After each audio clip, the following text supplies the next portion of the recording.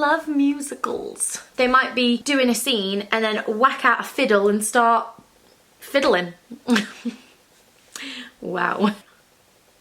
Where has the time gone? Hi, how are you? I hope that you're very, very well. I hope that you had a good Christmas or festive season or whatever you celebrate. I hope you've had a nice time. It's the end of a decade. How mental is that? I feel like at last end I feel like at the last end of the decade, I was like, oh look, it's a new year. I didn't think it was like maybe as monumental as this one? I don't know. I didn't really make a fuss out of it at all. But 10 years have gone. I mean, obviously 10 years ago, every year. What? Am I having an existential crisis right now? Anyway, I thought that I would share the best musicals of the last 10 years. So from 2010 to 2019. These are my opinions. I'm sure that you will disagree with some. I'm sure that some of you'll be like, why didn't you include them? And it's just, these are just my top 10 musicals of the last decade.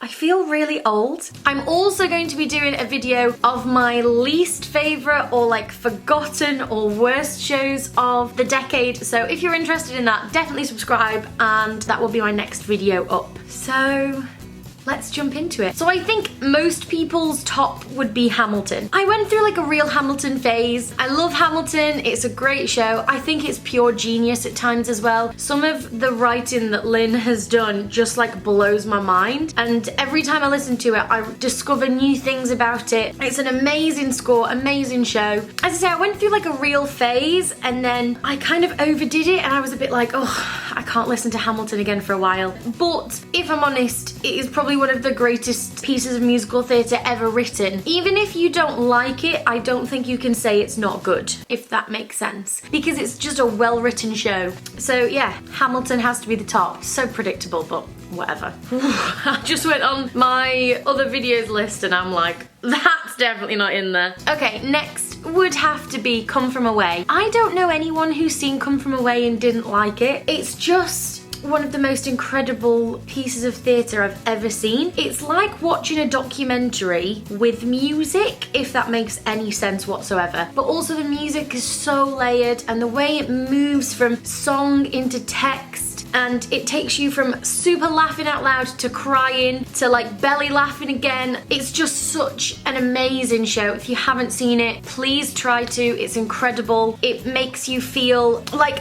I'm crying, but I also feel uplifted about the world. It's just a great show. The music, oh my god. Boom, boom, boom, boom, boom, boom, boom, boom, boom. On the northeast tip of North America. It's amazing. Another one of mine, which I don't think would make it into many people's list, is Once, the musical Once. Love it. It's not been in London for years. It's on a UK tour at the moment, which I really need to see. But it's one of my all-time favourite shows and it's just really beautiful. It's, if you don't know, it's based on the film and written by the same people who starred in the film. And it's just gorgeous. Oh, I love it so much. It's all actor muso, so it was the first actor muso show that I'd ever seen and I was blown away. So all of the performers, the actors, all also play all of the music for the show. So they might be doing a scene and then whack out a fiddle and start fiddling.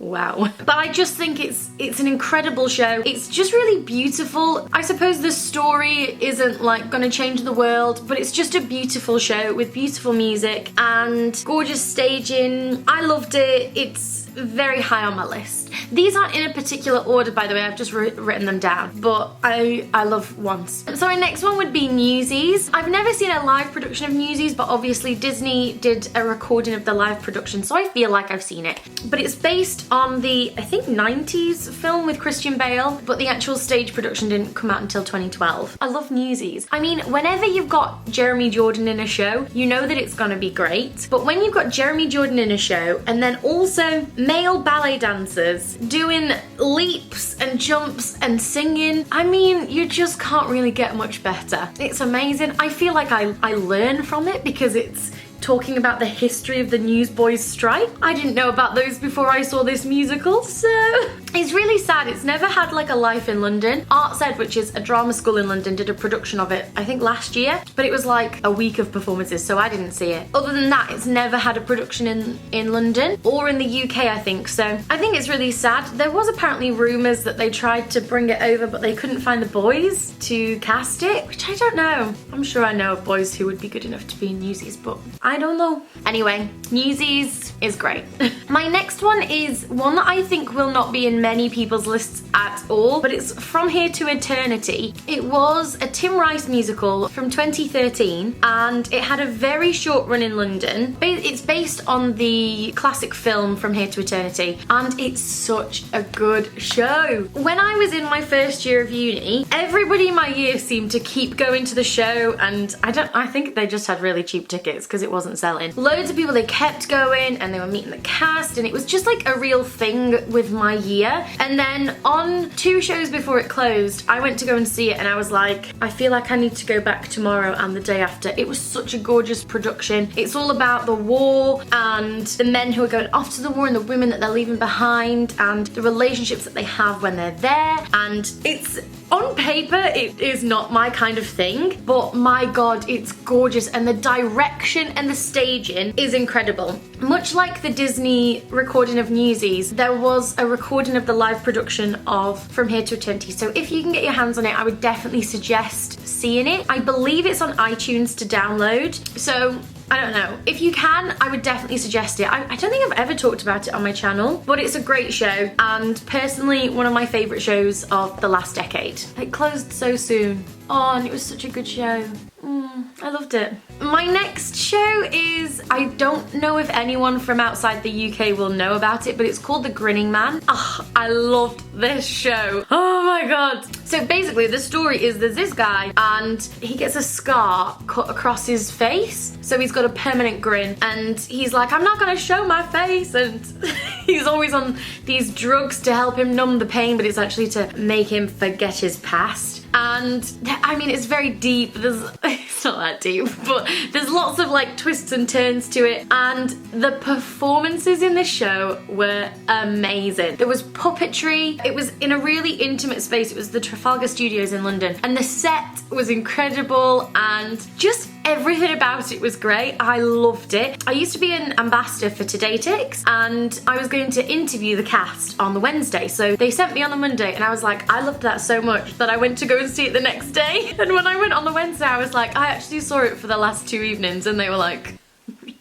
okay, you're weird. I was like, I don't care. It's a great show. Louis Maskell, who played Grin Payne, who is the main part, I have to say, is just one of the most incredible performers I've ever seen in my entire life. Him singing the song Labyrinth, look it up right now. I'll leave a link to it down below. Do yourself a favor, listen to it, those vocals. I mean, he's got the most interesting voice, and his physicality. I can't even cope with how good that show was. I really just went on a rant there. It's a great show. 100% one of my top shows of the decade. My next would be Mean Girls. It's one of those shows that people call like a basic bitch musical. I don't care. I think it's a great show. When they start making a film into a show, it can be really bad. But because obviously Tina Fey wrote the film and then also wrote the book of the show, she was able to change it and modernize it in a way that makes it its own thing, and then also great for the Mean Girls fans. And it's got an amazing cast, and I love the songs, and the choreography and the direction by Casey Nicholaw is incredible. I mean, I'm sure that if you're watching my channel and you're watching this video, then you know what Mean Girls is, and I'm talking to the converted, but it's great and I love it. I've seen it 3 times on Broadway, which is just mad to me, because I remember when it came out I was like, I'll never see it on Broadway, and I saw it with the original cast and it was amazing, and I love musicals. I need to get back to Broadway, baby. Okay, my next show would be Six the Musical. I know a lot of people love Six, and I know a lot of people don't love Six. But I think it is a very well written show. I think you have to see it to appreciate it in all of its glory. When I first listened to the cast recording, I was like, I don't think it's for me. And then I saw the show and I loved it. It's so funny, it's so witty. The things that you listen to on the cast recording that you're like, that's a bit cringe or that doesn't make sense, it makes sense when you see it in the context of the show. It's incredible because it's two young British writers who started it as a university project and then took it to the Edinburgh Fringe and now it's on Broadway. That's incredible. That growth in such a short amount of time as well is ridiculous. Like, it's actually ridiculous. And I think we need to support new theatre and new writing, and young English composers just don't really get the support that they need. And Six has shown us that if you support people who are putting their all into their work, then, you know, great things can happen. I love Six. I feel empowered when I see it. I feel empowered when I listen to it. The queens are all incredible and I love Six, so yeah.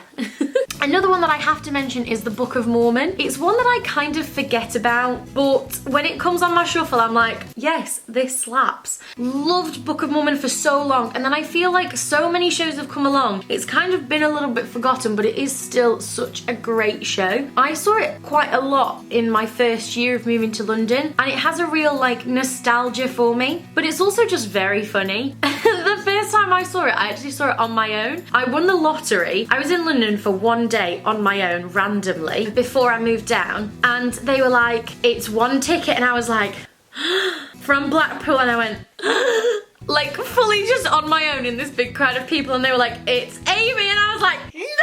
And I literally screamed and I was so excited, and I sat on the front row and I was, honest to God, crying with laughter. I'd never seen anything like it before. It's such a good show, so funny. I love it. I hate that I will never be in it because there's just no roles for me. Unless they want to make a female Elder Cunningham, I don't think there's a role in there for me. So, fuming. And number 10 in my list has to go to Beetlejuice. Now, I hear what you're all saying. Amy, you haven't seen Beetlejuice. I know I haven't, but I still love it. Do you like my Beetlejuice cushion I got for Christmas from my brother and his girlfriend? Cause I do. No, I haven't seen it. I know that you're all gonna be like, you can't say that because you've not even seen it. I don't care, if I'm honest. I love the recording. I love the set pictures that I've seen. I love the little clips that I've seen because I haven't watched the bootleg. Growth, my friends. And I hope that in the next 6 months, for some strange reason, someone will take me to New York. I'm sure it's not gonna happen, but wouldn't it be great if it did? If anyone wants to take me to New York, I am game. I want to see it on Broadway before it closes. Anyway, yeah, I think it's great. And I also have 3 special mention shows that I have to mention because it would feel wrong not to include them. Number 1, Heathers. I love Heathers. It doesn't make it into my top 10. I don't know why. Maybe it's because it's been a while since I've listened to it, but I don't know. I love Heathers. Obviously, it's made it into this video. I didn't really know why it's not made it into my top 10, but I think it's great. I love the music. Lawrence O'Keefe, Kevin Murphy, Andy Fickman, all incredible men. They've put on a fantastic piece of theatre that I love. You know, I just think it's great. So that has special mention number 1. My second special mention is the Cher Show! The Cher Show. I love the Cher Show. What can I say? It would feel wrong to do this video without mentioning something that is such a meme in my own life. It's not a meme to anybody else, but the Cher Show, I don't know. It really is a big deal for me. I don't know why. So, yeah. And my final one is Moulin Rouge. Again, I haven't seen it, so I can't really comment. But have you seen the set?